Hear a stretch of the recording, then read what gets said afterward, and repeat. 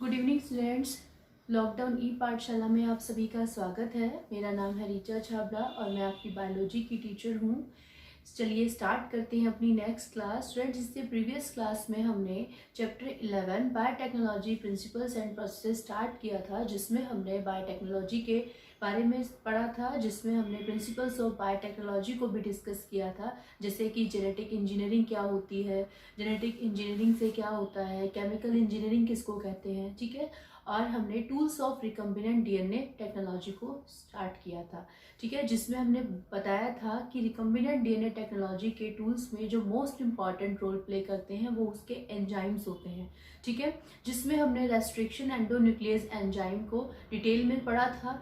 Next हमारा आता है क्लोनिंग वेक्टर, ठीक है, लेकिन उससे पहले हम जेल इलेक्ट्रोफोरेसिस के बारे में पढ़ेंगे, क्योंकि जो हमने रेस्ट्रिक्शन एंडोन्यूक्लियस एंजाइम्स का यूज करके डीएनए के फ्रेगमेंट्स को तैयार किया था, डीएनए को कट किया था, तो जो हमने डीएनए के फ्रेगमेंट बनाए थे, अब उन फ्रेगमेंट का हम सेपरेशन करेंगे कि जो हमने फ्रेगमेंट बनाए हैं उसके साइज के अकॉर्डिंग, उसके लेंथ के अकॉर्डिंग हम डीएनए के फ्रेगमेंट्स को क्या करेंगे, सेपरेट करेंगे। क्योंकि हमें जो हमें जो जेनेटिक इंजीनियरिंग करनी है, जेनेटिक इंजीनियरिंग में हमें जो पर्टिकुलर डीएनए, एक स्पेसिफिक डीएनए किसी होस्ट के अंदर इंट्रोड्यूस करना है, तो पहले हमें ये देखना पड़ेगा उसकी लेंथ कितनी है, क्या पोर्शन हमें उस डीएनए का चाहिए, जो स्पेसिफिक पोर्शन है वो जा भी रहा है या नहीं जा रहा है, तो उस फ्रेगमेंट को हम क्या करेंगे, सेपरेट करेंगे, ठीक है।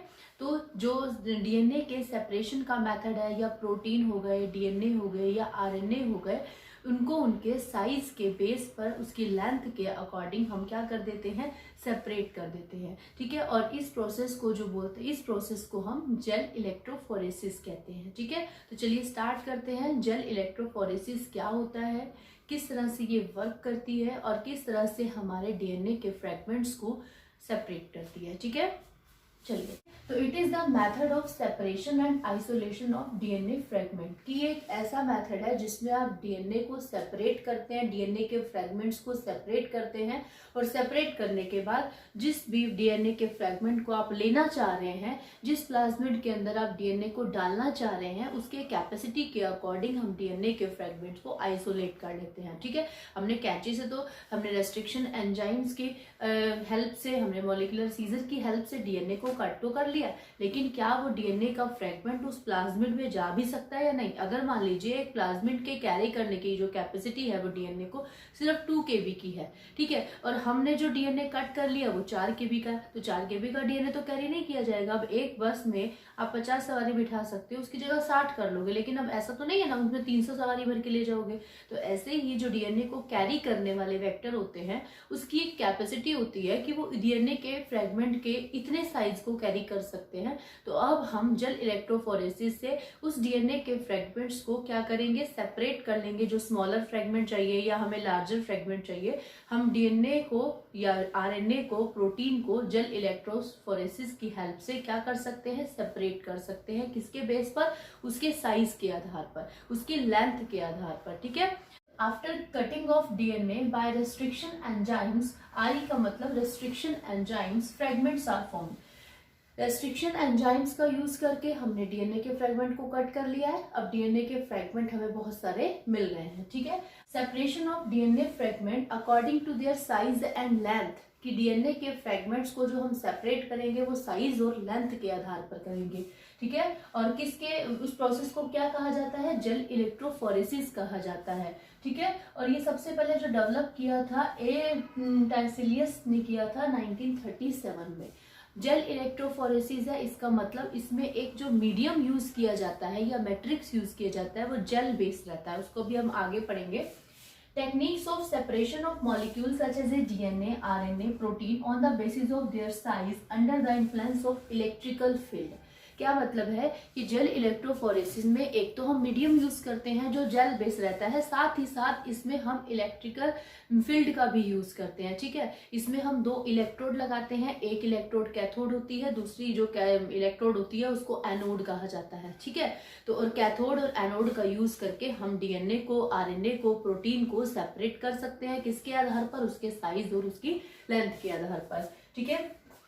Positive charge molecule moves toward the cathode. सभी को पता है कि जो हमारे अपोजिट चार्ज होते हैं एक दूसरे को अट्रैक्ट करते हैं, तो जिस भी मॉलिक्यूल पर पॉजिटिव चार्ज रहेगा वो जल इलेक्ट्रोफोरेसिस में कैथोड की तरफ मूव करेगा। मान लीजिए कि कोई प्रोटीन आपने लिया जिस पर चार्ज जो है पॉजिटिव है, तो वो पॉजिटिव चार्ज जो होगा वो उसके कैथोड वाले तरफ जो है मूव करेगा। लेकिन जिस भी मॉलिक्यूल के ऊपर नेगेटिव चार्ज होगा वो एनोड की तरफ मूव करेगा, पॉजिटिव चार्ज की तरफ मूव करेगा। जैसे आपका डीएनए जो होता है उस पे फॉस्फेट की वजह से नेगेटिव चार्ज होता है, ठीक है। तो डीएनए में फॉस्फेट की वजह से जो नेगेटिव चार्ज है, हम वो नेगेटिव चार्ज वाले डीएनए को जब हम जेल इलेक्ट्रोफोरेसिस में रन कराते हैं तो वो क्या करता है, एनोड की तरफ रन करता है, क्योंकि एनोड पॉजिटिव होता है, डीएनए के पास नेगेटिव है, तो नेगेटिव किसके पास जा रहा है, पॉजिटिव के पास में जा रहा है, ठीक है। तो जो मैट्रिक्स जेल इलेक्ट्रोफोरेसिस में, जो मीडियम इलेक्ट्रोफोरेसिस में यूज किया जाता है, जिसमें डीएनए रन करता है, चलता है, मूव करता है, वो जो मैट्रिक्स होता है, मीडियम होता है, वो किससे बना हुआ होता है, वो एग्रोस जेल होता है, जो एक सी वीड है, समुद्र में उगने वाला वीड जो होता है, समुद्र में पाया जाने वाला वीड, उससे एग्रोस जेल प्राप्त किया जाता है। अगर हम इसका केमिकल फॉर्मूला देखते हैं, केमिकल फॉर्म में इसको देखते हैं, तो उसको डी ग्लैक्टोज भी बोलते हैं और 3,6 अनहाइड्रेट एल ग्लैक्टोज भी कहा जाता है, ठीक है। क्वेश्चन आ जाए कि जेल इलेक्ट्रोफोरेसिस में यूज होने वाले जेल का नाम बताइए, तो उसका नाम होता है एग्रोस जेल, ठीक है। कहाँ से वो एक्सट्रैक्ट किया जाता है, सीवीड से एक्सट्रैक्ट किया जाता है, ठीक है। Small fragment size further it's move, जो स्मॉल साइज का होगा वो जल्दी भागेगा, वो जल्दी मूव करेगा, क्योंकि लार्ज साइज का जो डीएनए का फ्रेगमेंट होगा, प्रोटीन का फ्रेगमेंट होगा, वो हैवी होगा, हैवी होने की वजह से वो धीरे धीरे चल पाएगा। लेकिन जो लोग पतले होते हैं वो क्या करते हैं, जल्दी से भाग जाते हैं। तो जो स्मॉल फ्रेगमेंट होता है वो जल्दी मूव करता है, सबसे आगे मिलेगा आपको, और जो आपका हैवी साइज का होगा, जो आपका लार्जर साइज का होगा, वो आपको पीछे की तरफ मिलेगा। जैसे आपको जेल इलेक्ट्रोफोरेसिस का एक डायग्राम दिखा रखा है, जिसमें क्या है, ये वेल्स हैं, ठीक है। इसमें आपने डीएनए, प्रोटीन कुछ भी भर दिया जो जिसको आप सेपरेट करना चाह रहे हो। एक तरफ जो है कैथोड है, दूसरी तरफ एनोड है, ठीक है। जब आपने इस वेल्स के अंदर, इन कुओं के अंदर, मतलब इसके अंदर आपने डीएनए, प्रोटीन, आरएनए कुछ भी डाला, तो आपने जब इसको जेल इलेक्ट्रोफोरेसिस में रन कराया तो क्या होगा कि जो लार्जर फ्रेगमेंट होंगे वो तो सबसे पीछे रह जाएंगे, लेकिन जो लाइटर होंगे, जो स्मॉलर होंगे, वो क्या मिलेंगे, सबसे आपको आगे मिलेंगे, ठीक है।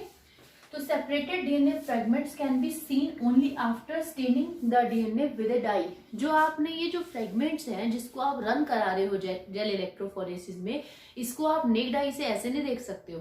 आपने क्या किया है, ये जो डीएनए है या प्रोटीन है, डीएनए को आपने स्टेन कर लिया, किसी डाई से स्टेन कर लिया, जिसकी वजह से डीएनए चमकेगा। जब आप उसको अल्ट्रावायलेट रेडिएशन में लेके जाओगे तो अल्ट्रावायलेट रेडिएशन में देखने पर वो डीएनए के जो फ्रेगमेंट है वो आपको चमकते हुए दिखाई देंगे, जिससे आपको उसका साइज पता चल जाएगा, ठीक है।